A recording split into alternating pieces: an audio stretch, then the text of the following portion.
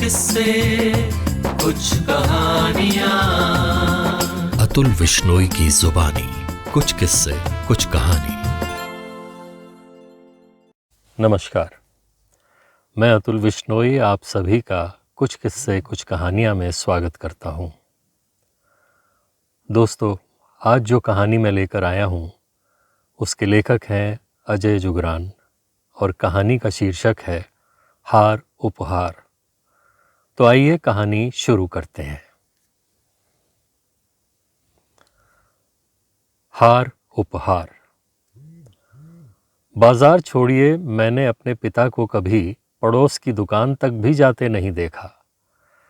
उन्हें जो कुछ भी चाहिए होता वो वैसे ही बहुत कम था। चाहे वो कपड़े, जूते, सिगरेट या दवाएं हों, हम बच्चे खरीद लाते थे। इसलिए जब उनकी सेवानिवृत्ति के कुछ दिन बाद मैंने उन्हें अपनी बाह के नीचे एक छोटा लाल उपहार जैसा पैकेट दबा कहीं लौटते देखा तो मैं आश्चर्य से एक बिल्ली की तरह जिज्ञासु हो गया। मैं जानता था कि पिछले 35 वर्षों से अधिक समय से एकत्र किए हुए कुछ वैधानिक सरकारी सेवा लाभों के कारण उन्हें सेवानिवृत्ति पर थोड़ी बहुत धनराशि तो मिल गई थी। इसलिए उनका प्रत्यक्ष असाधारण व्यवहार यह प्रश्न खड़ा कर रहा था कि आखिर वे आज कर क्या रहे हैं। आमतौर पर सब कुछ खुलेआम करने वाले और विशेष रूप से मेरे यानी अपने सबसे छोटे किंतु अब लगभग 30 वर्षीय बेटे के प्रति स्नेहिल, उन्होंने आज दोपहर मुझसे नज़र भी न मिलाई और सीधे बरामदे को पार कर ड्राइंग रूम होते हुए अपने शयन कक्ष में चले गए। वहाँ वे माँ यानी अम्मा से सामान्य से भी इतने अधिक कोमल स्वर और भाव से बात करने लगे कि कुछ ही मीटर दूर मेरे तेज़ कान भी कुछ साफ न सुन पाए। थोड़ी देर में अम्मा ने वो पुरानी लेकिन विश्वसनीय गोदरेज स्टील की अलमारी खोली जो वो पिताजी के साथ साझा करती थी और कुछ खटर पटर के बाद उन्होंने उसमें ताला लगा दिया। यह औपचारिक समारोह अधखुले दरवाजे के पीछे 5 मिनट से अधिक नहीं चला और अम्मा की साड़ी के पल्लू के कोने पर बंधी चाबियों की एक बार चिर परिचित झंकार के साथ समाप्त हो गया। करीब 20 साल बाद कुछ ऐसी ही दृश्य की पुनरावृत्ति उस दरवाजे के पूरी तरह खुला होने पर हुई। हुआ यूं कि मेरी बड़ी बहन की बेटी की शादी से कुछ दिन पहले जब मेरे पिता अपने शयन कक्ष में मोटे घुमावदार हत्थों वाली अपनी पसंदीदा कुर्सी पर बैठे थे, अम्मा ने वो पुरानी अलमारी खोली और एक बदरंग लाल छोटा सा उपहार जैसा पैकेट, कुछ पुरानी तस्वीरें और बैंक की चेकबुक्स उनके लॉकर से निकालकर पिताजी को वो पैकेट देते हुए कहा, लगता है अब इस उपहार को होने वाली दुल्हन को देने का शुभ अवसर आ गया है। इसके साथ ही अम्मा ने वो तस्वीरें और चेकबुक पिताजी की कुर्सी के पास छोटी गोल मेज पर रख दी। पिताजी ने उस पैकेट को देखा और क्षण भर के लिए अपनी यादों में खो गए और फिर वर्तमान में लौट उन्होंने माँ के सुझाव के हल्के औपचारिक प्रतिवाद में कहा, यह तुम्हारा है सुधा, पुरानी शैली वाला, इसे तुम ही रखो तो बेहतर होगा। इसके बाद उन्होंने एक चेक बुक उठाने के लिए हाथ बढ़ाया, मानो वैकल्पिक सुझाव दे रहे हों कि वह अपनी नातिन के लिए एक चेक पर हस्ताक्षर कर देंगे। उनकी अनकही बात को समझ उसे अपनी उदारता में मिला बढ़ाने के प्रयास में अम्मा ने अपनी लीक नहीं छोड़ी और कहा, हाँ जी हाँ ज़रूर, इसे 1 लाख रुपए के चेक के साथ देना ही सही होगा, है ना? हाँ। पिताजी ने एक चेक भरा और अपने हाथों में उम्र के कारण हल्की सी कंपकपी के बावजूद उस पर अपनी शाही मुहर जैसे हस्ताक्षर कर दिए। फिर उन्होंने वो तस्वीरें उठा लीं जो माँ ने लाकर से निकाली थी और एक एक करके उन्हें उदासी मिश्रित खुशी से देखने लगे। वे उनमें से एक, जिसमें अम्मा एक नवविवाहित के रूप में थीं, पर रुके और फिर उन्होंने उठते हुए घोषणा की, इससे पहले कि ये फ़ोटो और अधिक क्षतिग्रस्त हो जाए या खो जाए, मैं इसे फ्रेम करवा देता हूँ। सौभाग्य से शादी का फोटोग्राफर आने वाला है, वो ये काम भी पूरा कर देगा। अगले कुछ दिनों में मेरी भांजी की शादी बड़ी धूमधाम से पूरी हुई।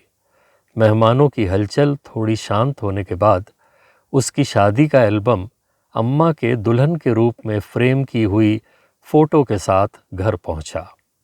उस फोटो में पारंपरिक पहाड़ी आभूषण अम्मा पर बड़े सुंदर लग रहे थे, मानो वो फ़ोटो राजा रवि वर्मा की बनाई कोई कृति हो। इस फोटो को एक मोटी किताब के ऊपर गोल मेज़ पर रखा गया, जिससे उसे कुछ अतिरिक्त ऊंचाई मिल गई।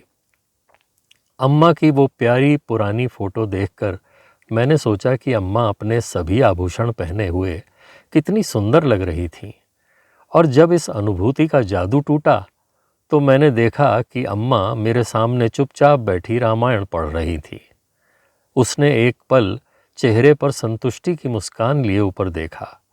उनकी ऐसी अभिव्यक्ति से मुझे इस सच्चाई का एहसास हुआ कि वो बहुत शालीनता से वृद्ध हो रही थी और वास्तव में बिना किसी आभूषण के अपनी सहज सादगी में और भी अधिक दैदीप्यमान थीं। उस सुखद एहसास के बावजूद मेरी नज़र उस फोटो पर लौट गई, जिसमें माँ की सुराहीदार गर्दन पर बारीक नक्काशीदार और हल्के रंग के आयतों वाला एक सोने का गुलोबंद हार ऐसा निखर रहा था कि मैं ये पूछने पर मजबूर हो गया, ये हार कहाँ है अम्मा? है अम्मा? मुझे लगा अम्मा ने मेरा प्रश्न सुना तो सही, लेकिन रामायण पढ़ना जारी रखते हुए उसका कुछ उत्तर नहीं दिया। फिर मानो मेरे प्रश्न का उत्तर देना चाहती हों कि उसने अपना दाहिना हाथ उठा छत की ओर इशारा किया। मैंने सोचा कि गर्मी से उन्हें राहत पहुंचाने के लिए पंखे की गति बढ़ानी होगी, इसलिए मैंने तुरंत उठकर उसके रेगुलेटर स्विच को घुमा दिया। इस पर शायद मेरी फुर्ती से प्रभावित हो अम्मा आंखें बंद कर मुस्कुरा दी। उसके शांत हाव भाव को देख मुझे समझ आ गया कि धर्मपरायण को छोटी छोटी बातें विचलित नहीं करती। इस बोध में मैं अपने अनुत्तरित प्रश्न को भूल रामायण सुनने लगा, जो अम्मा अब एक सुनी जा सकने वाली फुसफुसाहट में पढ़ रही थी। कुछ वर्षों बाद दिल्ली में विशेष रूप से खराब सांस घोटू हवा वाले एक सप्ताह ने मुझे देहरादून में अपनी अम्मा के घर भागने का एक और बहाना दिया। वहाँ पहुँच जैसे ही मैंने अम्मा का हालचाल पूछा तो वो ठीक सामने उस पुरानी तस्वीर ने मेरा ध्यान खींच लिया। मैंने उस पर से धूल की वह परत पोंछ दी जो उसकी चमक छिपाने की कोशिश कर रही थी। एक बार फिर मैंने उसमें अम्मा को एक युवा खूबसूरत दुल्हन के रूप में देखा और फिर उन्हें अपने सामने बैठे संतुष्टि के ट्रेडमार्क मुस्कान लिए अपनी ओर देखते हुए देखा। वो वास्तव में बहुत सुंदर ढंग से वृद्ध हो गई थी और बिना किसी आभूषण के भी सुंदर लग रही थी। इस सुखद एहसास के बावजूद मेरी नज़र उस फोटो और उसमें दिख रहे गुलोबंद हार पर वापस चली गई। उसे देख मैं फिर यह प्रश्न पूछने पर मजबूर हो गया, ये हार कहाँ है अम्मा? बताओ ना। इस बार टीवी पर चल रहे महाभारत सीरियल से नज़र हटाए बिन उसने अपना दाहिना हाथ उठा ऊपर की ओर इंगित किया। एक पल के लिए मैंने फिर से पंखे के बारे में सोचा, लेकिन सर्दी का समय था और पंखा बंद था, इसलिए मैं जिद करके उसके और टीवी के बीच खड़ा हो गया ताकि वे मेरे सवाल का जवाब देने के लिए मजबूर हो जाएं। मेरी इस जिद पर अम्मा ने मुझे अपने पास आने का इशारा किया और वो बोली, सुनो बेटे, वादा करो कि जो कुछ मैं तुम्हें बताने जा रही हूँ उसके बारे में तुम किसी को एक शब्द नहीं कहोगे। बेटा, इस फोटो में जो भी गहने पहने हैं ना, वो झुमके, टिहरी की नथनी, मांग का टीका, वो सब के सब इस घर की नींव में बसे हैं ईंट बनकर। और वो हार जिसके बारे में तुम वर्षों से पूछ रहे हो बेटा, वो इस घर की छत बन टिका है हम सब के ऊपर। यूं इतनी सरलता से इतना बड़ा रहस्य खोल अम्मा ने मुझे स्तब्ध कर दिया और भावनाओं का ज्वार मेरी आंखों को नहलाने लगा। लोग कहते हैं और मैंने देखा कि महिलाओं को अपने आभूषण बड़े प्रिय होते हैं। फिर अम्मा ने क्यों पहले कभी अपने ऐसे त्याग के बारे में एक शब्द भी नहीं कहा? वो चाहती तो हमारा घर बनाने में अपने समृद्ध भाइयों से मदद ले सकती थी, लेकिन उसने चुपचाप अपने गहने बेच अपने पति और परिवार का मान बनाए रखा। इन विचारों से विह्वल हो मैंने उसके कमज़ोर होते हाथ अपने हाथों में ले उन्हें अपने चेहरे पर लगा लिया। मुझे इस तरह भावुक होता देख उसने आगे कहा, इन सब के बारे में ज़्यादा मत सोचना बेटा। वैसे भी तुम्हारे पिता उस हार के बदले उससे कहीं अधिक महंगा हार ले आए थे मेरे लिए। तुम देखो, मेरे पास सब कुछ है, मेरे पति, मेरे बच्चे, मेरे पोते पोतियाँ और हमारे इस घर का आशीर्वाद जिसमें तुम सब आते रहते हो। मैं अपने परिवार की खुशी में खुश हूँ।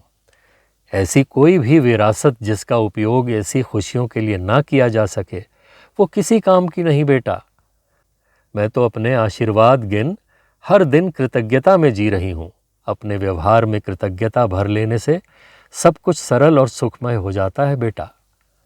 सालों से जीवन की आपाधापी में अम्मा को कभी कभी ही मिल पाने वाला बातों का ये धनी बेटा मैं इस समय एक शब्द भी न बोल पाया।